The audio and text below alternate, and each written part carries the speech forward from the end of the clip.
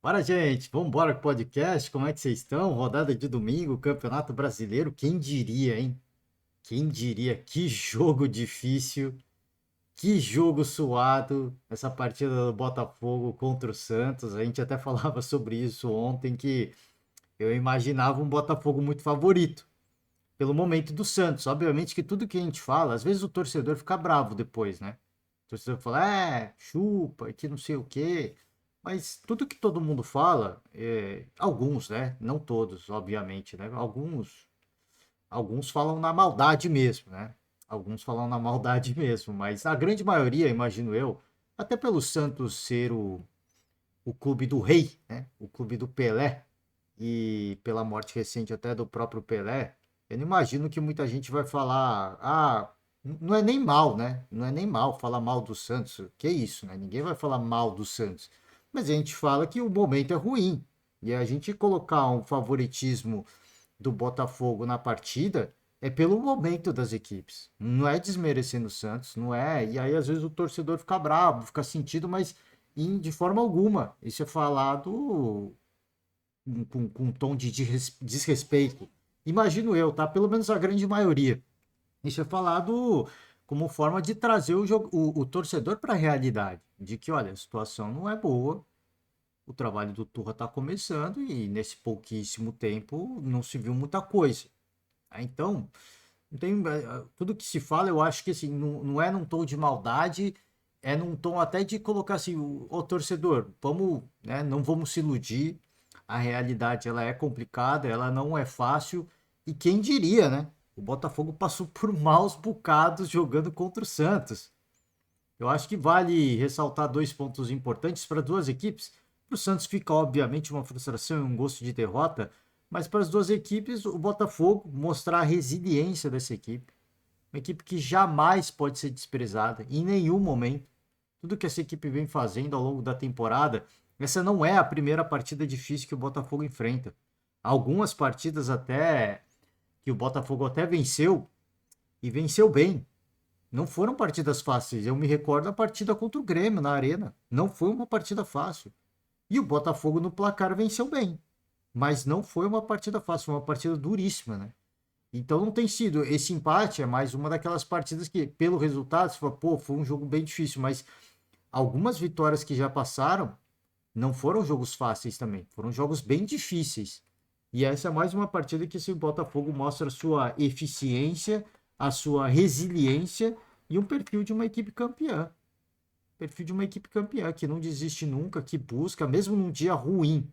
Era evidente que era um dia ruim para o Botafogo, mas eles correram atrás da parada, tá?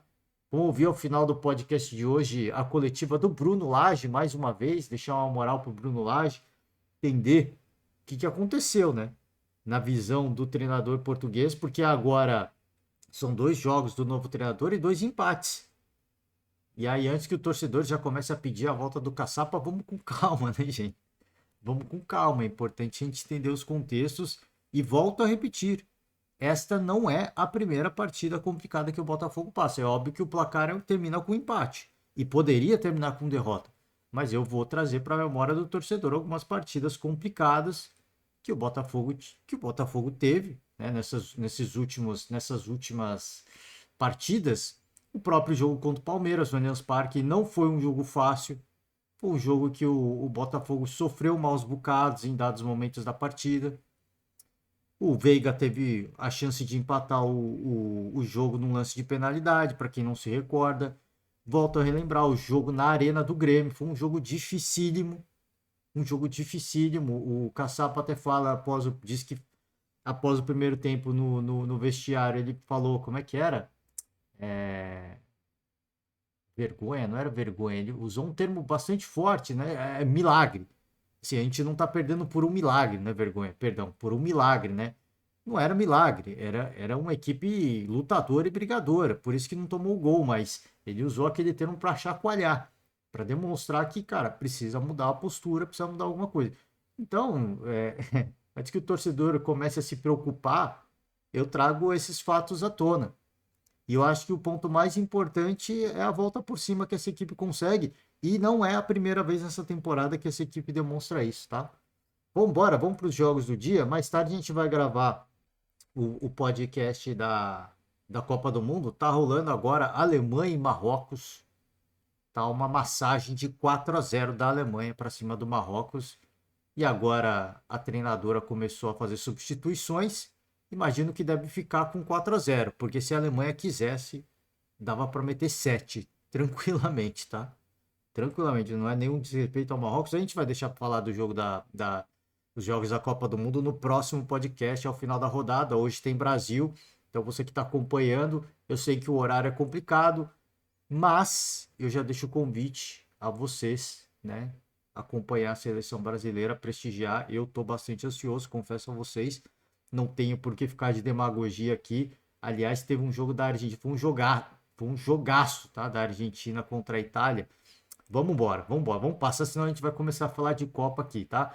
Rodada de domingo, Santos 2, Botafogo 2, Red Bull Bragantino 0, Internacional 0, Cruzeiro 0, Goiás 1, o Cruzeiro perdendo em Minas Gerais, hein? Vasco 0, Atlético Paranaense 2, foi a primeira vez, se eu não me engano, foi a primeira vez que o Furacão venceu o Vasco em São Januário, tá? Primeira vez. A situação ela é absolutamente catastrófica. Ela é uma situação para você ficar, o torcedor fica bastante perplexo. E eu vejo assim, o momento ele é tão bizarro, o momento ele é tão bizarro que eu vejo nas redes sociais a movimentação dos rivais, a movimentação dos rivais do Vasco, Flamengo, Botafogo, Fluminense, os torcedores rivais. Cara, os torcedores rivais chegou num ponto que os caras estão se sensibilizando com o Vasco da Gama. Só para você ver a situação que tá o equipe. Cara, isso é bizarro, isso é inimaginável. Você pode, vão ter alguns que vão até falar, esses caras aí não são torcedor raiz. Eles são torcedores dos rivais, sim. Só que, meu, eu confesso a vocês que você vê uma rivalidade morrer porque um clube não consegue viver um bom momento, é muito ruim, cara. É muito ruim. A Portuguesa de Desportos, a Lusa, clube de São Paulo, ela já rivalizou com os grandes clubes da capital paulista e com o Santos também, que não é da capital, mas é um dos grandes de São Paulo. E hoje praticamente não existe o clube. O clube não existe, a rivalidade acabou. Não tem rivalidade. Hoje, quando a Portuguesa vai jogar, não é nem torcida única, né? Não é nem torcida única, porque a torcida da própria Luz é pequena, né? É uma torcida minúscula, com todo respeito ao torcedor. Então, é óbvio que o Vasco da Gama está longe dessa situação. Eu só tô colocando na pauta uma coisa que eu pessoalmente vi acontecer em São Paulo. E hoje, se você vê muitos torcedores do Palmeiras, do Corinthians, do São Paulo, do Santos, cara, esses torcedores olham para a Luz até como alguns olham para a Luz até como um segundo time, assim. Eu acho que o segundo time da grande maioria dos paulistas é a Juventus da Moca, né? Mas até teve uma modinha em torno da Casagrande foi lá ver com o Bruno Mazeu, né? Da Juventus de São Paulo, mas a própria Lusa também. Muitos, e assim, e no passado houve uma rivalidade forte, né? E hoje você vê os rivais torcendo. Então, eu volto a repetir, o Vasco está muito longe dessa situação. A torcida do Vasco ela é gigantesca. Mas o torcedor ele fica sensibilizado nesse ponto, porque, cara, parece que não tem fim. Parece que não tem fim. O Vasco teve bons momentos. Eu acho que há muito tempo o Vasco não mostrava um futebol. Muito tempo não, mas pelo menos desde o campeonato carioca, ainda comandado pelo então professor Maurício Barbieri, o Vasco não mostrava uma força ofensiva como mostrou nessa partida. Mas perdeu muito gol, cara. Perdeu muito gol. E aí, eu acho que o torcedor que pegou no pé e que queimou, porque teve torcedor que queimou. Não adianta você falar que torcida não queima jogador. Torcida queima sim jogador. Tá? Torcida queima jogador. A gente viu isso no São Paulo acontecer recentemente. Com todo respeito ao Barolo, que eu sou um grande fã e acompanho semanalmente o trabalho dele, ele ironiza, né? Quando o torcedor fala, torcida do São Paulo queima jogador. A torcida do São Paulo queima sim jogador. Queimou os jogadores. Agora, o Dorival conseguiu recuperar vários que estavam queimados.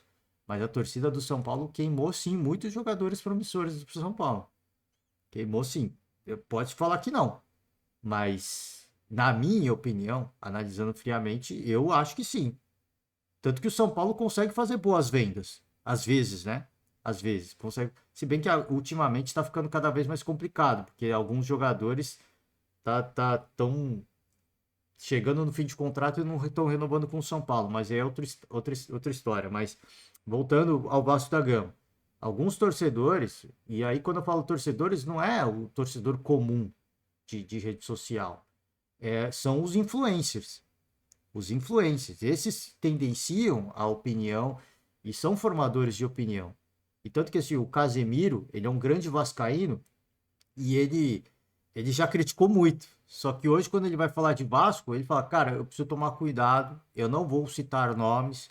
Você vê que já é uma outra postura. Por quê? Porque, cara, ele sabe que uma manifestação dele com relação a alguns atletas vai causar até uma perseguição em rede social.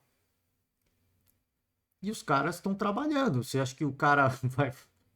Pô, eu sempre falo aqui: você acha que o cara chega num nível profissional para fazer um trabalho medíocre? Eu acho que não. Só que ele tá sem confiança. Não tô aqui blindando. Eu acho que o cara tem que também ter sangue frio. Pô, ele topou essa profissão, ele tem que bater no peito, pôr o bagulho na mesa, tá ligado? No famoso jargão popular, tem que bater o bagulho na mesa e chamar a responsabilidade. Agora, a falta que fez o Pedro Raul nesse jogo, por exemplo. A falta que fez o Pedro Raul nesse jogo. Bom, deixa eu agilizar aqui, né, gente? Eu vou tentar dizer, porque eu até estou um pouco sem tempo e sigo acompanhando o jogo aqui da Copa do Mundo. A Alemanha agora não vai fazer mais nada, né? Enfim, o Atlético que não tem nada com isso, o famoso quem não faz toma, e o Bento fazendo grandes defesas, não teve nada com isso e foi lá e meteu 2-0 em São Januário. Não tem nada com isso. Grande trabalho do Atlético Paranaense.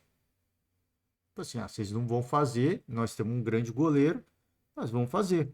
E aí, explorando as fragilidades do Vasco, o Atlético Paranaense foi lá e conseguiu marcar os seus gols. Mas volto a repetir, talvez com o Pedro Raul nesse jogo, o Vasco pudesse ter aberto o placar. Talvez, não dá para saber, né? Ele também estava sem confiança nenhuma para ser artilheiro, mas talvez sim. Talvez fosse um jogo que, cara, o Figueiredo, por exemplo, teve oportunidades ali que eu imagino, eu olhando, foi, cara, o Pedro Raul talvez tivesse marcado um dos gols. E talvez tivesse terminado 1-1, então, ou tivesse aberto o placar e dificultado um pouco mais a vida pudesse até ter perdido também, mas dificultado um pouquinho mais a vida do Furacão, enfim, né?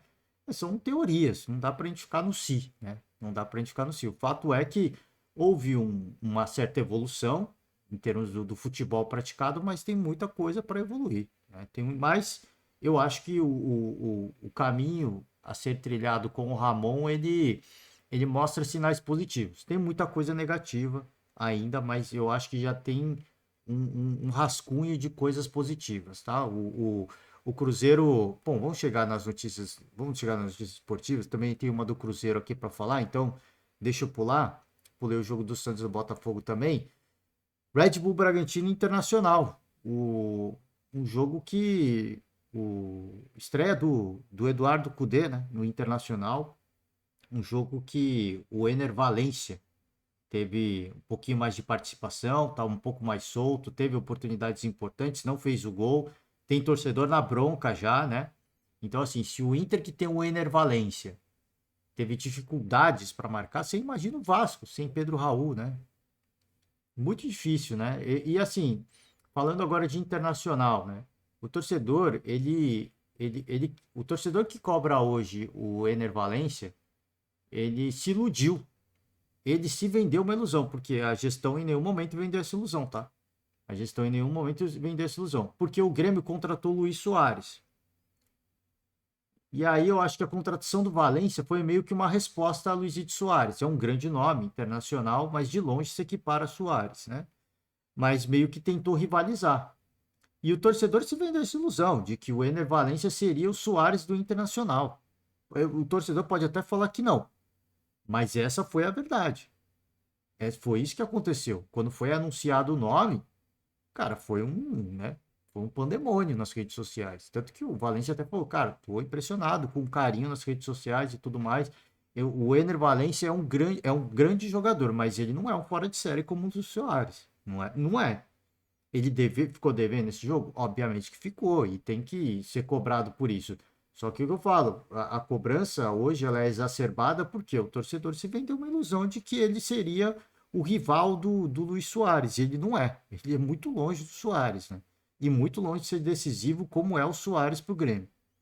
Então, eu acho que o empate é um reflexo natural da troca de treinador. Ele é um reflexo natural, porque você troca o comando técnico, muita coisa muda. O Inter já não estava, né, numa sequência de bons resultados também. E obviamente que uma troca de treinador às vezes dá uma chacoalhada no elenco, às vezes sim, mas às vezes não é o suficiente. Quando você encara uma boa equipe como é o Red Bull Bragantino, você precisa de mais que chacoalhar o estado de espírito do elenco para vencer. Né? E o Bragantino acho que entrou numa sequência de, não digo de estagnação, mas é aquele grande momento que o Red Bull Bragantino viveu após até já falei sobre isso, após a pausa da data FIFA, ele passou porque é um time de muita imposição física.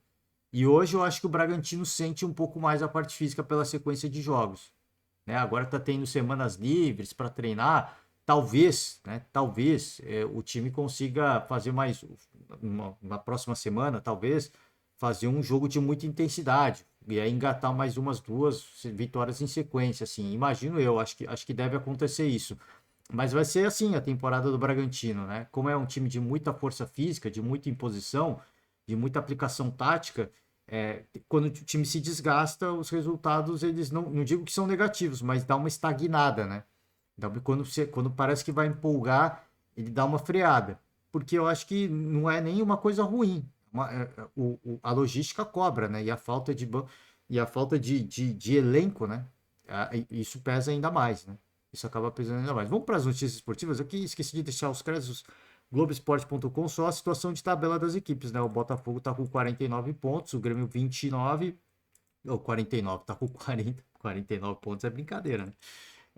Vai chegar lá, mas vai chegar lá. O Grêmio com 29, o torcedor gremista fica um pouco aliviado, talvez, com esse empate do Botafogo, porque agora, com um jogo que tem a menos contra o Corinthians, vê a possibilidade de chegar aí a 32 pontos e ficar a 8 do Botafogo, né? Ficar a 8 do Botafogo. E aí, o que era um cenário que era complicado, fica um pouquinho menos, um pouquinho só. Ainda continua muito complicado, mas um pouquinho menos complicado, né? Santos está aqui, 17ª colocação. A situação ela é ok, mas ela não é confortável, de forma alguma. Porque a vitória do Goiás coloca o Goiás aqui na 16ª colocação e Corinthians e Santos ficam no bolo agora, né? Ficam meio que no bolo. Bahia tem 14, se vence chega aos meses 17. Então já o bolo já ficou apertado de novo, né? O grupo já está achatado novamente, né? Já complicou um pouquinho mais. O Cruzeiro está aqui na situação até ok, tranquila, eu não diria, mas ok, né? O Bragantino, Internacional, 10ª colocação, aqui as equipes com pontuações muito semelhantes. O Furacão está no G5 e o Vasco da Gama, o lanterna absoluto. Cara, assim, eu vi coisas boas nesse pouco tempo de trabalho do Ramon, mas eu não, sincero, honestamente, assim, a fase é tão ruim e eu peço perdão pro torcedor vascaíno, mas eu acho que não vai dar não, cara.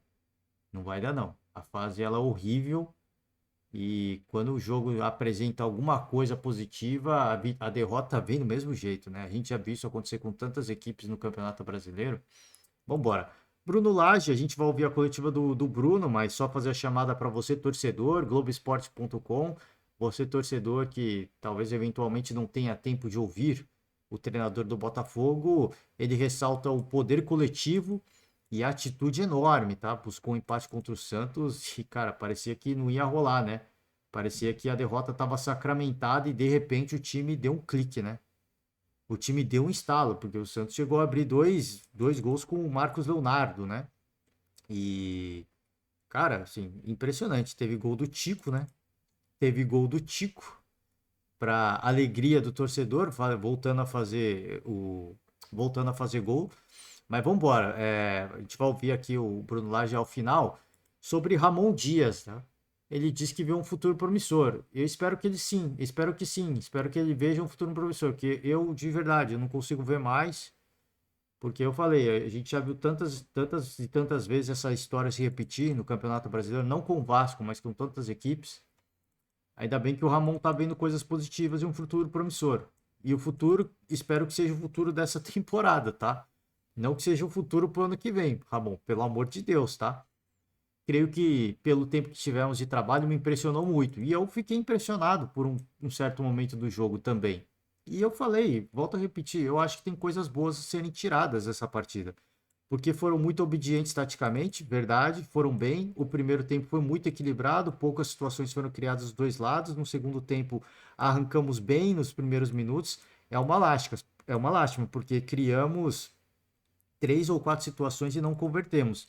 Eu acho que assim, o grande problema da partida para o Vasco ter tomado o primeiro gol foi que quando o Vasco da Gama chega à primeira grande chance, chega à segunda grande chance, como cita o Ramon, eu acho, eu não lembro exatamente, eu acho que foram três ou quatro, mas quando chega na terceira chance, grande chance, o time vai para frente e se esquece de se defender. Esquece que do outro lado tem um time que consegue contratar muito bem, contra-atacar muito bem. Então cometeu um equívoco ali o Ramon, na minha opinião. E o Ramon e o time. Porque eu acho que o Ramon também, isso deve ter sido orientação do próprio Ramon. Vamos pro jogo, cara. Sai pro jogo. Os caras estão encolhidos, a gente tá num bom momento. Só que se esqueceu que o Atlético é um time que contra-ataca absurdamente bem e que é letal. Teve coisas boas? Óbvio que teve, mas assim, quando você faz coisas boas e perde, isso é um péssimo sinal, tá? Isso é um péssimo sinal. Notícias de Corinthians. Ah, vamos de Cruzeiro primeiro, né? Cruzeiro regride. Pepa não supera barreiras e transforma jogos em casa em drama. Isso aqui é matéria do GE, fazendo análise do jogo, tá? Cruzeiro tem apenas 37% de aproveitamento em casa e não consegue superar roteiros com o mandante. Eu trouxe essa notícia aqui porque é importante pontuar uma coisa. Cruzeiro, fez alguns jogos no Mineirão com gramado horroroso, tá fazendo alguns jogos do Independência. Tem esse fator, assim, primeiro é a questão, o fator casa, tá? Óbvio que a torcida do Cruzeiro, ela comparece e ela apoia, mas esse fator casa, ele é um ponto importante, cara, assim, porque qual que é a casa, né? Qual que é a casa? O torcedor se identifica com a Independência, o torcedor se identifica mais com o Mineirão, só que tem um problema de relacionamento. E o gramado do Mineirão, eu não sei como tá hoje, mas até o Ronaldo quebrar ali, né, de falar que não vai jogar mais lá e fechou o acordo com o América, o problema era um dos problemas era o gramado, as condições do gramado. Então, assim, também é um fator importante que, assim, você pode até jogar como mandante, mas primeiro que você não joga num lugar onde você se identifica.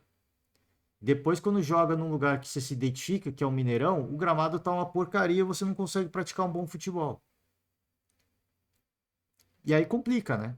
Como é que você mantém um certo aproveitamento, um aproveitamento legal, jogando como mandante, se você não consegue criar uma identidade, não consegue praticar um bom futebol porque o gramado é uma porcaria. Então é complicado isso. É uma coisa que sim, a equipe vai ter que se adaptar mesmo, tá? Vai ter que se adaptar porque a casa agora aparentemente vai ser independência. Eu imagino, como eu falei, que vai ter conversas do Ronaldo com a imprensa que gere o Mineirão e o Cruzeiro deve voltar para lá. Eventualmente, tá? Eventualmente deve voltar para lá, porque são negócios, né? Negócios são negócios e a torcida faz parte dos negócios, tá? Então, mas até lá, cara, assim, é uma coisa que vai ficar complicada, porque o próprio time, é o que eu falo assim, às vezes não é só o torcedor, não é só a vibe do torcedor, é a vibe do próprio time, né? E isso é aqueles fatores que vão além do campo, né? Que vão além do campo. No campo você olha a condição dos atletas, a condição física dos atletas, esquema tático e tudo mais, mas tem o componente imensurável do futebol, que é que é o estado anímico, né? O estado de ânimo, a parte psicológica, o fator torcida, e tudo isso mexe com esses componentes que eles não ganham o jogo, mas eles influenciam muito numa partida, né? No comportamento das equipes durante uma partida. Então, eu acho que isso é um fator relevante que tem que ser colocado na mesa e um dos motivos pelos quais eu entendo que o Cruzeiro, como mandante, não faz uma boa, não consegue fazer não consegue ter um bom aproveitamento e fazer uma boa sequência, tá? Bom, bora, vamos com a coletiva do Bruno Lage. Como é que a gente está de tempo aqui? Ah, consegui agilizar, consegui. É, e a gente vai demorar um pouco aqui, né? Vamos ver com as perguntas. Eu queria tentar agilizar o máximo possível, então deixar aqui os créditos, porque como eu tô gravando, você está se perguntando por quê? Porque como eu tô gravando 2 podcasts, eu tô gravando o do Brasileirão, da Copa do Mundo, tá consumindo bastante tempo. Então eu preciso tentar agilizar uma, por exemplo, agora eu tô vendo o jogo da Alemanha e não tô conseguindo focar no jogo da Alemanha. Mas tô vendo, já tá 5-0, já dá para fazer mais dois aí tranquilamente. Tá sobrando. Tá um passeio, tá um passeio. Vamos embora. Botafogo TV, canal oficial do Botafogo no YouTube. Deixa o convite aberto para você, torcedor, fã do esporte, simpatizante. Deixa uma moral, se inscreve no canal, curte o vídeo se você gostar e vamos embora. Bruno Lage, deixa eu ajustar o áudio aqui, né? Antes que eu me esqueça. Bruno Lage, palavras do treinador Bruno Lage. O Botafogo saiu atrás do placar e sofreu o segundo gol do Marcos Leonardo aos 35 do segundo tempo. Em 6 minutos o time foi capaz de buscar a reação, buscar o empate e teve inclusive chances de virar o jogo. Gostaria que você comentasse um pouquinho sobre a identidade desse Botafogo que não se entrega, o poder de reação desse time que hoje chega aos 11 pontos de vantagem em relação ao vice-líder. Isso foi exatamente aquilo que eu disse no dia da apresentação e que quando eu estava a ver o jogo em casa e que mexeu comigo. Eu não me recordo agora o adversário, o Tiquinho marcou o gol e a equipa juntou e rezou junta e isso mexeu muito comigo. E eu senti isso, senti um enorme poder coletivo. E foi isso que a equipa fez e nós até quando estava 1-0, nós estamos já a preparar a entrada do Carlos para a direita, para abrir o jogo, porque já estávamos a jogar com 2 pontas de lança em Cunha, queríamos meter um homem mais lá e sofremos um gol em contramão, mas depois a equipa voltou a ter reação. Acho que o primeiro gol é uma jogada fantástica, com um trabalho muito bom dos 2 pontas de lança e a equipa acreditou sempre e, como você disse, podia ter virado o jogo. E acho que resume-se a isso, é mais um ponto na caminhada do Botafogo. Boa noite. Bom, ele ressalta a questão da união da equipe, né? Que ele até fala, pô, quando eu tava vendo o jogo do Botafogo em casa, eu acho que vi um gol, acho que foi do Tiquinho, e todo mundo se abraçou, né? Ele viu a força e a união desse grupo. E é um dos fatores, um dos pilares, talvez, um dos componentes importantes para que esse grupo tenha essa capacidade, né? Essa capacidade cara, de se regenerar, né? De se regenerar, porque até então, enfim, o cenário ele era absolutamente pessimista, né? Eu gosto de ouvir os jogos do Botafogo pela Transamérica Rio de Janeiro, narrados pelo Bruno Cantarelli, né? Gosto muito de ouvir o Bruno. Ele estava quase infartando, ele quase infartou, né? Então, é um jogo que, volto a repetir, na minha opinião, esse jogo não é atípico. Esse jogo do Botafogo não é atípico. Para o torcedor que talvez fique, pô, o Bruno Lage, 2 empates. Esse jogo não é atípico. O Botafogo ganhou, inclusive com o próprio Caçapa, partidas que foram muito difíceis, mas que venceu mesmo assim. Não tomou gol. O time foi muito bravo, muito focado, muito fechado. Não tomou gols e conseguiu vencer. Mas volto a lembrar, 2 partidas bem recentes. O jogo contra o Grêmio, na Arena do Grêmio, onde o Caçapa falou na coletiva que no intervalo ele falou, cara, a gente não está perdendo por um milagre. E eu volto a recordar também, jogo contra o Palmeiras no Allianz Parque, o Botafogo faz 1-0 com o Tiquinho Soares e o Palmeiras tem um pênalti para empatar o jogo. E o gol não sai. Então, assim, são fatores que depois que o jogo termina o jogo e a vitória ela está computada, os 3 pontos estão somados, parece que foi um jogo tranquilo, Mas não foi, foram jogos tensos, né? Foram jogos difíceis, onde o Botafogo teve que se superar, onde o Botafogo teve que mostrar poder de reação, resiliência. E tudo isso a gente vê. É que agora fica evidente, né? Pelos resultados, pelos 2 resultados recentes. Mas isso já não é a primeira vez. E eu não estou falando isso como uma coisa ruim, não. Isso é uma coisa boa. Porque é uma equipe que tem um espírito vencedor. É uma equipe que está mostrando um espírito campeão. E eu acho que isso que é o ponto mais importante. De equipe não se acomodar. Porque muitas equipes tomam um segundo gol ali do Marcos Leonardo e, mano, acabou, né? Acabou, não dá mais. Como é que a gente vai virar? Né? E assim, o jogo todo a favor do Santos, né? Os caras animados, confiantes. Como é que você vira essa chave? Com um elenco forte como tem o Botafogo. Um elenco fechado, um grupo muito sólido, com muita força mental. E é isso, né? E é isso, o resultado tá aí. Poderia até ter virado, mas não veio. Mas somou um ponto. Isso que é importante. Quando você não vive a sua melhor fase, o importante é conseguir pontuar. E o Botafogo fez isso. O Palmeiras fez isso muito bem ano passado. E o Botafogo vem fazendo isso essa temporada. Falando sobre o andar do jogo, né, no começo da partida o Botafogo dominou as ações, mas não conseguiu criar muito e acabou de certa forma esbarrando ali no Santos, que conseguiu fazer esse 2-0. Queria que você explicasse o que você achou de dificuldade para o Botafogo nesse começo da partida. Teve um momento que o jogo ficou paralisado, você até levou lá uma lousa, passou instruções para os jogadores, o que você quis ali corrigir naquele momento para o Botafogo conseguir no final, que no final o Botafogo criou várias chances, além dos 2 gols, poderia ter saído com a vitória aqui. Não, eu concordo em parte. Não, eu acho que a equipa teve um comportamento muito bom, porque os primeiros 20 minutos, e a gente estava a sentir que estávamos muito bem no jogo e a mandar, porque o nosso adversário depois ajustou, mas nós encontramos muitas vezes o Che atrás dos médios para receber, para rodar e para controlar o jogo e para tentar criar. Por isso, durante os primeiros 20, 25 minutos, acho que a equipa esteve muito bem nesse aspecto, criou uma outra situação e depois é apanhada numa transição. O gol do adversário é de bola de guarda-redes, pegou na frente e fez o gol. A equipa depois perdeu um pouco, o adversário ajustou, começou a marcar o Che de uma forma individual e nós continuámos a querer forçar na direita quando eventualmente podíamos ir mais à esquerda. Quando chegou o intervalo, nós corrigimos isso. O Vítor tem um jogo interior diferente do Luís, o Tiquinho também anda por aquela zona, projetar um pouco mais o Marçal e depois é ir contra o adversário. Acho que o início da segunda parte da equipa voltou a entrar, há algum tempo parado que foi cobrando, mas nós sempre com um ritmo muito alto no jogo e as alterações foram sempre para acrescentar e para meter ritmo e para meter dificuldades no adversário. E correu muito bem, toda a gente entrou para ajudar, na esquerda entraram para ajudar, o Carlos entrou para dar amargura, o Mate entrou para procurar o jogo dentro e os dribles e os movimentos, depois o Lucas entrou também para controlar o jogo e para tentar procurar o jogo nos corredores para tentar forçar.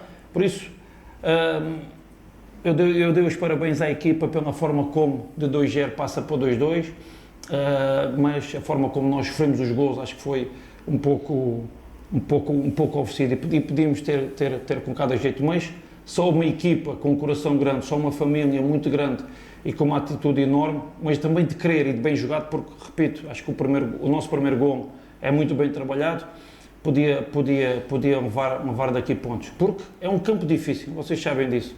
Por isso, independentemente do resultado, é a forma como a equipa jogou, com qualidade, com posse de bola, criou várias oportunidades de gol. Se vocês estão recordados, Carlos Alberto, há uma bola entrada do Carlos Alberto em cima da linha que tirou, o último momento do Sampaio que tirou.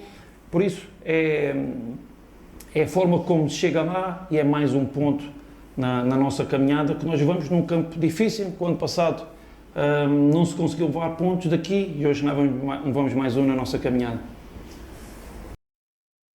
Você vê que ele tá ligado. Eu não sei como é que foi o ano passado, né? Ele falou que o ano passado não conseguimos levar pontos daqui, né? Da Vila. Eu não sei qual que foi o resultado do ano passado, mas pelo jeito não levou, né? Então você vê que o Bruno lá está antenado até no histórico, né, do Botafogo contra o Santos. Ele fala coisas importantes aí, né? Ele cita várias mudanças táticas que ele fez. Eu acho que, assim, uma coisa legal que ele fala é as mudanças a gente fez para sempre manter a equipe com esse nível de atuação e dificultar o adversário, né? Porque muitas vezes as mudanças elas são feitas para cadenciar o jogo. É óbvio que pela circunstância ele fez essas mudanças para manter o Santos pressionado para buscar uma virada. Isso é muito nítido, isso é muito claro. Mas volto a repetir, assim, tem treinadores que fazem substituições para segurar o jogo, para cadenciar o jogo, para eventualmente segurar um resultado. Então acho que isso é uma coisa boa pro torcedor, porque o Bruno Lage se mostra um cara incomodado, né, com um resultado adverso, talvez, um resultado desfavorável. E o empate você pode até dizer, pô, na casa dos caras. Em virtude, pô, tomamos 2 gols, estavam 2-0. O empate é um resultado favorável, se você olha assim, o contexto, né, do que foi a partida. Fica essa sensação de, pô, é um resultado favorável. Agora, para ele não. Para ele não. Buscar o resultado, buscar a virada, não veio. Não veio. Mas o time buscou.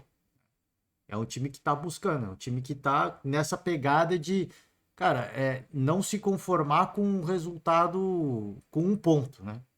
É um time que está com fome de 3 pontos. Então acho que isso é muito legal, cara. Isso é muito legal e o Bruno Lage se mostra um cara, até pelo que ele falou no final, um cara que está antenado no Botafogo, nos... Óbvio que dá para falar também que ele está antenado que aconteceu nos últimos 5 anos de Botafogo. Mas ele está antenado no que vem acontecendo recentemente, né? E recentemente não é nos últimos jogos, né?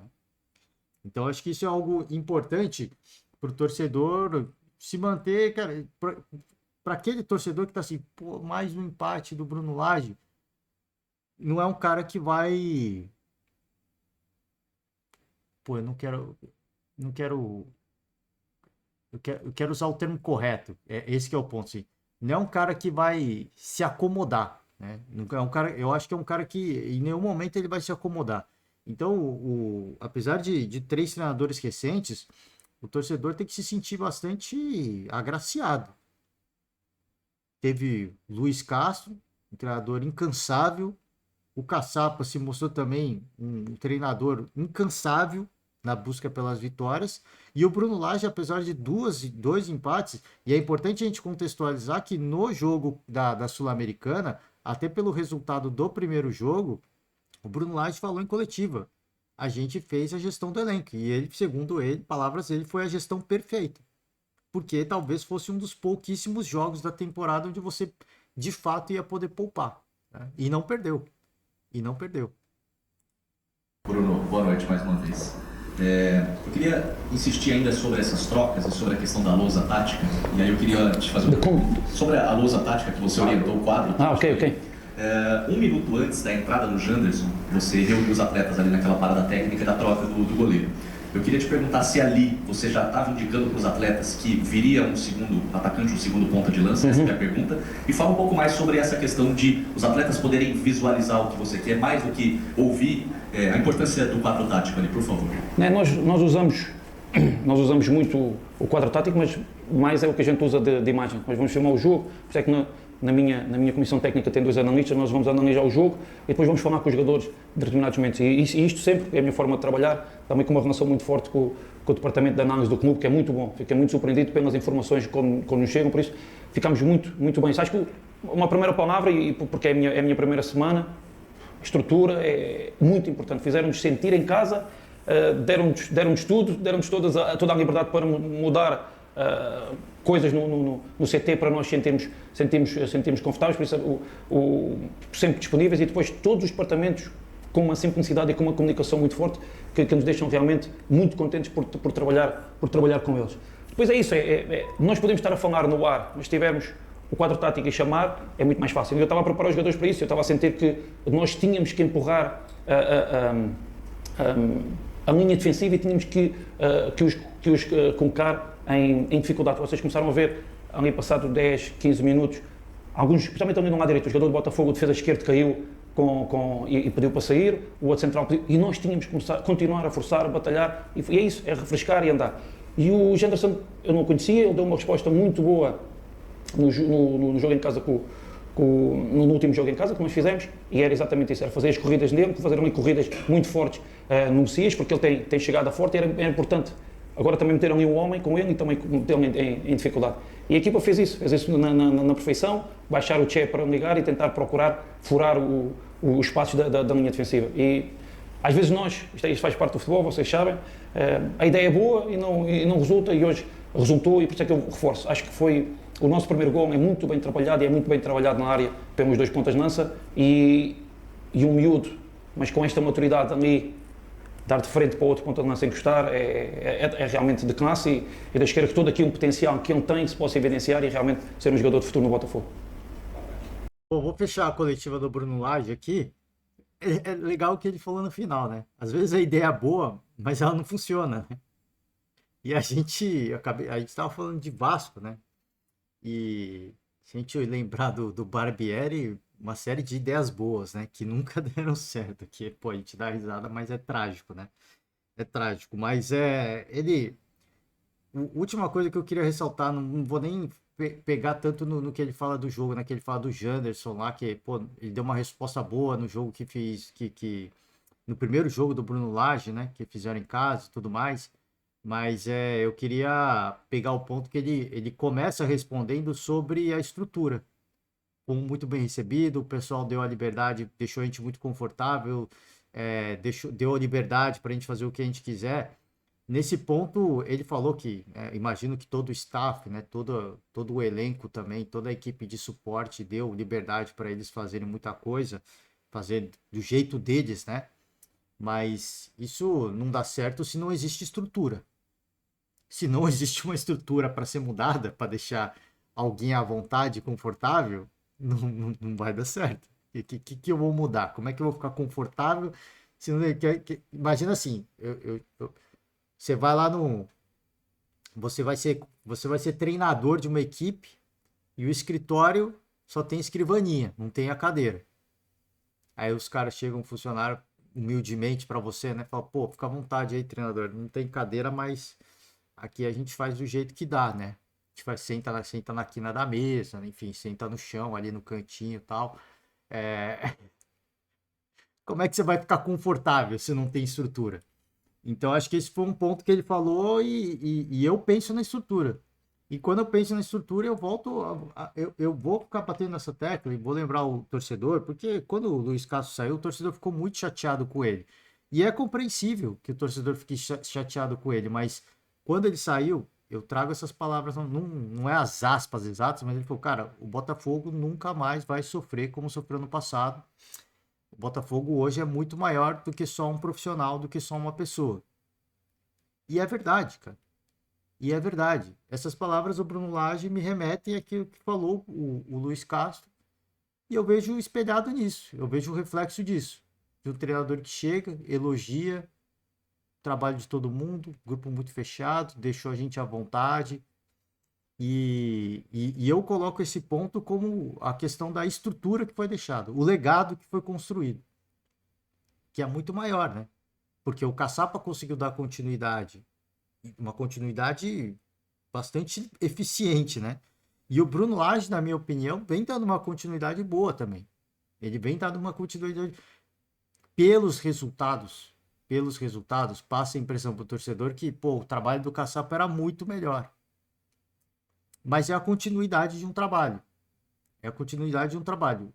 Na era Caçapa, o Botafogo venceu partidas e jogos muito difíceis.